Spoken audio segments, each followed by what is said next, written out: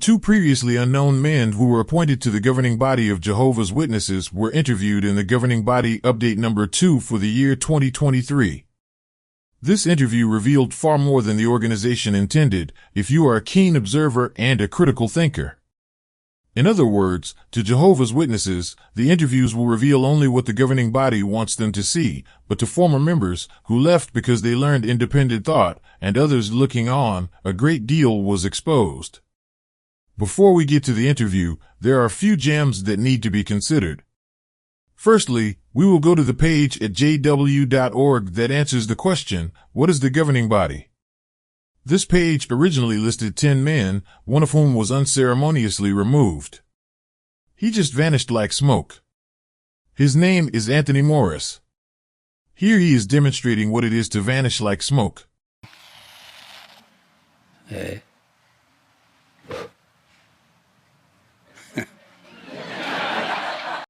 Thank you, Tony. Some of us are going to miss you now that you have vanished, but it is what it is. 10 green men sitting on a body. One green man accidentally fell, so there are 9 green men sitting on the body. Just kidding, they are not green. Don't you know the song, 10 green bottles standing on the wall? So now there are 9 men sitting on the body. As at Friday, March 18th, 2023, you could click on the names of all the men and see information about them, but not the 2 new guys added to the body, because more than a month after being appointed, there is yet to be any biography prepared about them, unlike the others. You also seldom saw them at jw.org or on JW Broadcasting. Both men spoke at the 152nd Gilead graduation, featured in the December 2022 JW broadcast. After Kenneth Cook gave his talk, Jeffrey Jackson introduced Jeffrey Winder, helper to the Personnel Committee. Well, now our next speaker on the program is Brother Jeffrey Winder, who is a helper to the Personnel Committee. And Brother Winder is going to discuss with us this very interesting question: how close can you be? How would you students answer this question? A pretty young-looking fellow in the scheme of things.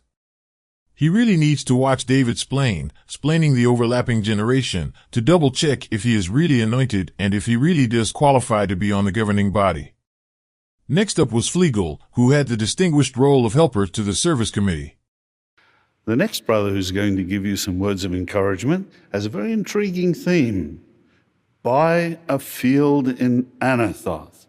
Brother Gage Fleegle, who's a helper to the Service Committee, is going to develop this theme: buy a field in Anathoth.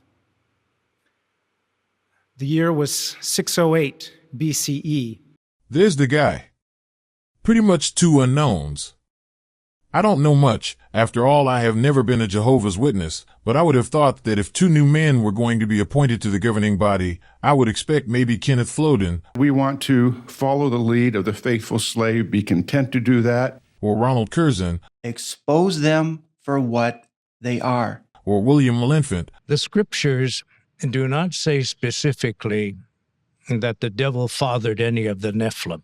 Or Mark Newmere. You will receive specialized training so that you can be used more fully by Jehovah and his organization. Or David Schaefer. Since 1914, Satan has been stepping up his efforts to mislead. Not just because I have seen them and heard them all before, repeatedly, doing morning devotion talks or appearing on JW Broadcasting, but because the faithful and discreet slave is said to have been appointed to provide spiritual food, and these men serve on the teaching committee. I never quite imagined that the new appointees would come from the Personnel Committee or the Service Committee. And if you are going to pick a guy from the Personnel Committee, I would be looking to hear the news that Patrick LaFranca got promoted, or better yet, Ralph Walls. I said better yet, because you would have had another token black man on the governing body. Why not? I do not have a racist bone in my body, but I do notice that the majority of the men from Earth who will be ruling with Jesus are white men from the United States who don't even wear beards like Jesus and all the men of the Bible did, as depicted at jw.org, or as pointed out by the Watchtower. Anyhow, back to the governing body. If it were a man serving on the Service Committee, I would have thought it would have been between Gary Bro, Seth Hyatt. Are you paying attention? Christopher Maver, or William Turner Jr. There goes another black man to choose from, but, to be honest with you, I would not have expected him, because he is too young to be a part of the overlapping generation, if I am to make sense of what David splained about the overlapping generation. But since Winder and Fleegle can qualify, why not Turner? After all, he has a much deeper, much more pleasant voice than the other two. Clearly, all of us face situations that require us to display a measure of patience. But let us get serious. Appointment to the governing body cannot be on small matters like experience, or how often you have given talks before, or whether you appeared on JW Broadcasting, or whether you are black or white. We are talking about the slaves that Jesus supposedly appointed to be the sole channel of communication between God and mankind. Obviously, the governing body agrees with me, so they ignored all the things I mentioned before, because the governing body has a higher standard than that. And we are about to learn what that standard is. Let's meet the two great men, specially chosen from over 8 million Jehovah's Witnesses to sit on the governing body of Jehovah's Witnesses. We are about to witness the reasons these two greats qualify as the faithful and discreet slave appointed by Jesus Christ himself in 1919. Please don't try to make sense of that. You could have a mental breakdown. Let's just focus on learning who these two men are. Kenneth Cook had some very deep, very profound, quite revealing, extremely relevant questions to ask of them. Well, brothers, we understand that you were both raised in the truth by your Christian parents. So, what helped you to come to love Jehovah and want to serve him? Jeff, we'll start with you. Having parents that were well-grounded in the truth really did make a big difference to help us children choose the right path. And we always knew and loved the truth, but as I got older, particularly in my mid-teen years, the truth really became more personal and more real to me. It's almost like it kind of went from black and white to color as it became more personal in that way. And the district convention in 1985, as it was then called, had a deep impact on me, particularly the baptism talk and the concluding talk really spoke to me. And I could tell I was just beginning to make the truth my own during that time. So by the following year, beginning of the calendar year, I dedicated my life to Jehovah and got baptized. Very nice. Thank you, Brother Winder, for sharing that. Gage, we'll ask you the same question. Get your thoughts on it. Well, as was true with Jeff, home was fertile soil for my brothers, my sister, and me to grow spiritually. Both of my parents were living examples of faith. My father took advantage of the opportunities to teach us about creation and what this revealed about Jehovah's qualities, his personality. I have precious memories of getting up early and watching the sunrise with him. My mom, she started regular pioneering when I was 11 years old and has continued to this day. Her constant example of putting Jehovah first was definitely made a deep impression in my mind. And I was able to join her in the regular pioneer ministry my senior year of high school until I was able to go to Bethel. Well, what nice comments, brothers. Unlike Anthony Morris, these brothers were born in. They both also got baptized in their youth. So far, so good. We want to know more. That's true. So here's another question. What motivated you to pursue full-time service and Bethel service? And Jeff, please. For me, a good association played a big role. As it turned out, at the circuit assembly that I got baptized, several other young brothers from our congregation got baptized as well. And at the end of that assembly, it occurred to us that we could auxiliary pioneer now. And so we decided to do it the very next month.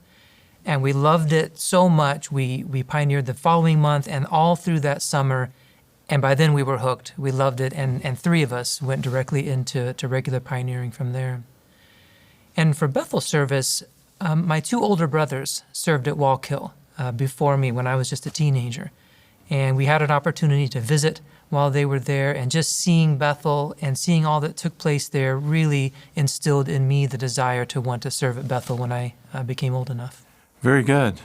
And Gage, what motivated you? Well, full-time service was the right thing to do. To me, dedication to Jehovah and serving him in the fullest capacity possible go hand in hand. So that was always the goal that my parents had set before us. We always had special full-time servants that would stay at the house, circuit overseers, Bethel family members. They would stay, and seeing their joy is something that motivated me along those lines as well.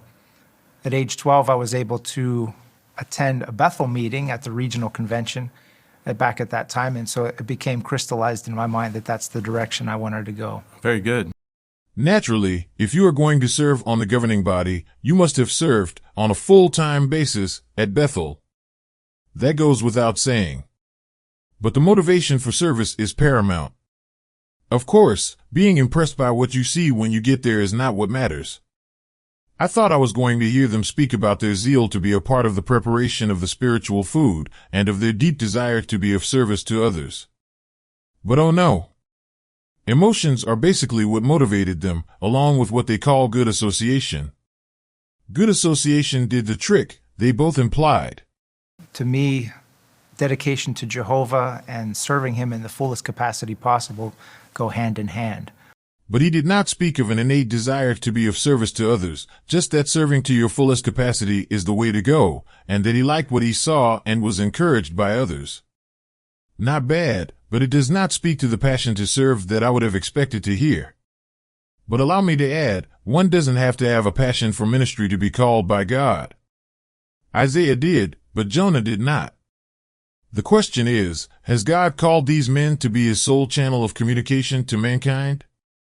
Let us see if, unlike Anthony Morris, they will reveal exactly when they were anointed. Well, you started at a very young age, having an interest in Bethel service. That's delightful to see. Third question for you. What have been some of your assignments at Bethel, and how have you benefited from them? Jeff? Well, I began Bethel at Wallkill, and my first assignment was in the cleaning department. And for me, starting Bethel service in cleaning was an excellent way to start, because Bethel can really teach you some very valuable qualities like obedience and patience and humility. And starting off in a support department like cleaning, I felt like it really gave me a good head start in developing these qualities that would be useful the rest of my life. After that, I was transferred to the farm department, and I worked in what was like produce processing at Wallkill. And again, just a lot of fun, good brothers and sisters that we worked there, spiritual men and women, a lot of hard work, but one that I thoroughly enjoyed. And it was about 3 years that I worked in that department. And then I was transferred to the office, and that began a period of about 22 years of serving as a secretary for various brothers and various aspects of the work there at Wallkill.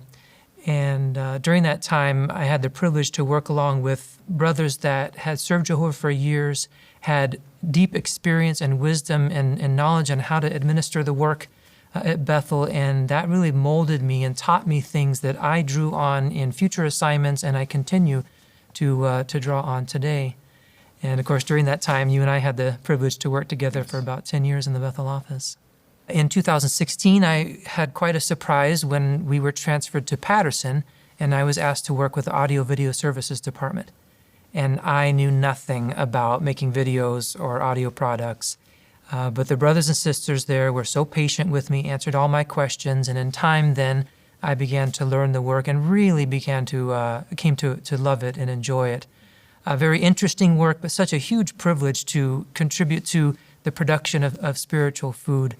And I really came to love the brothers and sisters in that department. And then in 2020, another big surprise when we were asked to transfer to Warwick, and I was asked to work in the Personnel Committee office, again with just a solid group of very skilled and devoted brothers in that office that I've thoroughly enjoyed. Well, thank you, Jeff, for going through that background with us. We enjoyed hearing that. And Gage, now for you, what have been some of your assignments and the benefits that have come from that? Well, I started working in the bindery. I worked at the bindery for 8 years, and that taught me the value of being punctual, working hard and getting the job done, even if it was very hot. Conditions weren't always the best. And also the value of working with people of different backgrounds, different cultures, completely different from what I was accustomed to, and working together in unity and peace. Then I was transferred to the service department, an office environment completely different from the bindery, but I learned there the importance of getting all the facts before commenting on a matter, the importance of many advisors, consulting with different brothers before sending direction out, and also the practical value of Jehovah's Word, whether it's a personal issue, whether it's a family issue, whether it's a congregation issue. Jehovah's Word is practical in all of those scenarios. And then in 2015, I was asked to work with the teaching committee office. And there I learned that not simply preparing delightful words for the International Brotherhood, but also the importance of accurate words, preparing that for the Brotherhood, and seeing Jehovah's Spirit make sure that the completed project came about. Thank you very much, Gage. We enjoyed hearing that background from both of you brothers and how you've benefited from it. They served the organization, moved up the ranks, and the Watchtower is projecting that there are benefits to serving the organization.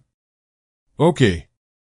But I am still waiting to hear that special thing that sets them apart, and when and how it was that Jesus appointed them to be part of the faithful and discreet slave, as they believe. Did you hear when they got anointed? I did not. Nothing special there so far. Any of the men previously mentioned could have been appointed. But they were not. These guys were. Why is that so? Why these two unknowns? But we're going to bring it right now back to the scriptures and this thought. Is there a scriptural thought that has strengthened you as you begin this new assignment? And Jeff, we'll start with you again. There is. In recent weeks and months, we've really come to hang on a couple of verses in Isaiah 26. And particularly with this assignment, I know that I could not accomplish this assignment on my own. And there's been moments of feeling a bit overwhelmed. But here in Isaiah 26, it's so reassuring from Jehovah. Verse 12 says, "O Jehovah, you will grant us peace, because everything we have done, you have accomplished for us." I feel like Jehovah is just reassuring me that you're not going to have to do it on your own, that Jehovah would help me. And I love that it's in the past tense. Everything we have done, you have accomplished, because we have history with Jehovah. I've seen him specifically helping me in past assignments to accomplish things that I knew I couldn't have done on my own, but Jehovah helped. And so then that reassures me, and as the verse says, it gives me peace. And in verse 3, it develops that even further. It says, "You will safeguard those who fully lean on you. You will give them continuous peace because it is in you that they trust." So this connection between trusting in Jehovah, fully leaning on him, and having continuous peace. So if I've had those moments where I begin to feel a bit anxious or overwhelmed, this scripture comes to mind. Don't forget, fully lean on Jehovah. Jehovah's going to do the job. And then that peace can resume. Beautiful set of scriptures there to share with us. We appreciate that. Brother Fleegle, same question for you. I also have two verses. The first one is Mark 14:36. Jesus' words on the night before his death. He said to his Father in prayer, "Not what I want, but what you want." So my wife and I are a bit shy and reserved. So this is not the assignment that we naturally would prefer, but our life is not our own, and Jehovah guides us, our steps according to his will. And then the other verse is found in Isaiah chapter 41, verse 10. Comforting words from Jehovah. "Do not be afraid, for I am with you. Do not be anxious, for I am your God. I will fortify you. Yes, I will help you."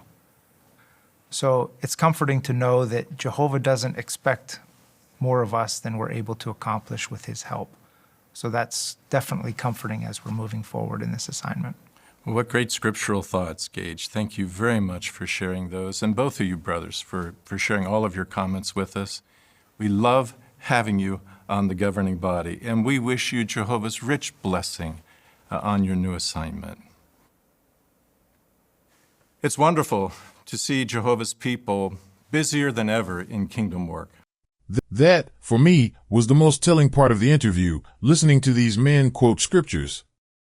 If they had any understanding and true appreciation of the scriptures, they would not be sitting there, giving that interview, especially the part where Winder said. And in verse 3, it develops that even further. It says, "You will safeguard those who fully lean on you. You will give them continuous peace because it is in you that they trust." When he said that, I was remembering this. So, whom do you trust? You fully trust in Jehovah, Jesus, and the faithful slave. Was he remembering it? How about this? Since Jehovah God and Jesus Christ completely trust the faithful and discreet slave, should we not do the same? Was Jeffrey Winder remembering and thinking about this?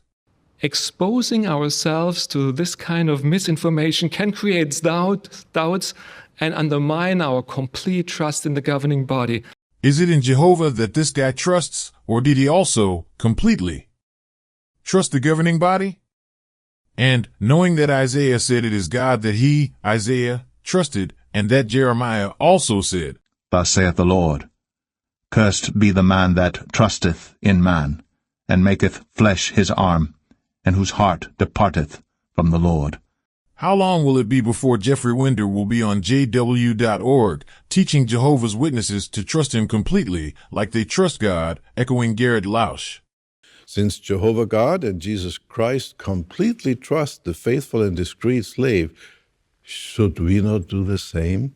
If these men knew who God is and what the scriptures teach, they would never accept any office that declares them to be the faithful and wise servant of whom Jesus spoke in his parable at Matthew 24 verses 45 to 47.